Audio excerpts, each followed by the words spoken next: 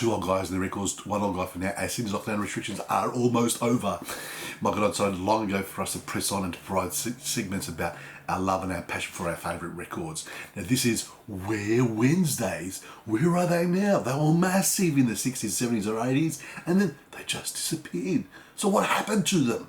So first up is my favourite all-time all-girl band, 1980s, massive hits all the way through, and then they just disappeared. I'm talking about... It's just another manic Monday. Yes, the Bangles, right? Massive, massive, massive in the 1980s. Lots of pop songs, lots of number one hits, yes. And then, who done more? What happened to them? Let's have a look at a bit of history about the Bangles. Now, the Bangles were Susanna Hoffs, Debbie and Vicky Peterson, and Annette Zielinskis. They were the Colours first, and then they became the Bangs. And then, because another band had registered that name, they were called the Bangles. They had, at this point, Annette Zielinskis leaves the band just about when they're about to make it, and she goes to do her own project. The band releases all over the place, an EP, and they're picked up by, guess who? Cyndi Lauper, who was massive at the time, as a support act on her tour. So they've got a wider audience here, and they draw so much attention that Prince, the mighty Prince, provides them with Manic Monday. And Manic Monday goes number 2 in the US charts. Only the reason why it didn't go number 1 is because Prince himself had the song Kiss out at the same time. So Prince, the mighty Prince, has number 1 and number 2. Both his songs are his. Now, they do an album called A Different Light in 1986, and you've got Walk Like an Egyptian. That was number 1 all over the world. Yes, another number 1. You've got 1987, they do a song for the movie called Less Than Zero, and it is Simon and Garfunkel's song, and it is a cover version, and what a great cover version. It really kicks butt. It's called Hazy Shade of Winter. After that, there's an album, Everything, and there's a song called In Your Room, another hit, and then their biggest hit, Eternal Flame, massive all over the world, and guess what? They break up at their peak. Oh. In 1998, they started drifting back together again because, they asked to do a song for the movie, the Austin Powers movie, The Spy Who Shagged Me.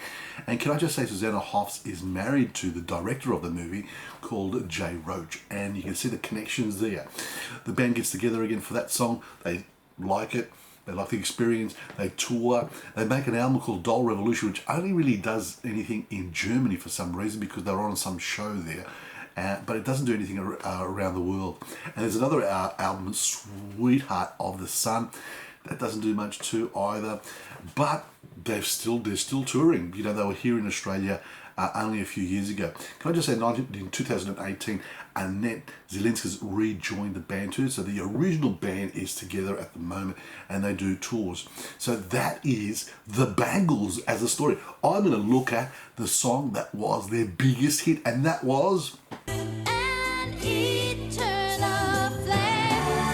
The Eternal Flame, the Bangles, yes, their biggest hit. And people will be saying, oh, Vass, you've gone all mushy and very, very pop. But I love this song, and so many millions and millions of people around the world did. A little bit of story behind the song. Susanna Hoffs wrote it with Tom Kelly and Billy Steinberg. They'd written a few songs together already. They actually wrote a song for Belinda Carlisle's album too. The story behind it, I love the story. It was the Bangles visiting Graceland to pay homage to Elvis Presley, the late Elvis Presley, and they went to the Garden of Memories, and there was a little box, and they said, what's in the box? And they said, the tour guide says, hey, this is the Eternal Flame, but it was out because it was raining at the time. So Susanna goes back to Billy Steinberg and says the story, and that reminds him of, his childhood synagogue where he used to sort of visit as a kid. And of course there was a little red light, and that was the Eternal Flame, and they wrote the actual song together. Now it's very 1960s. There's no chorus. The chorus is modeled on, We Can Work It Out, because it's sort of like a bridge. And of course, she sort of says, say my name, sun shines through the rain, but that's not the chorus. And she, finishes off the stanzas with the Eternal Flame. It's a fusion of the Byrds and the Beatles. Yes, it was a number 1 hit right around the world. Now, this is where it all falls apart because the band didn't want to be recognised as Susanna Hoffs and the backing band. So therefore, they released Be With You after this, and it's actually Debbie Peterson on vocals. Okay, so number 30, not as successful, and you know this is where the infighting starts. And in 1989, they break up just like that at their peak. So the Bangles, Eternal Flame. Did you buy it? Did you like the Bangles?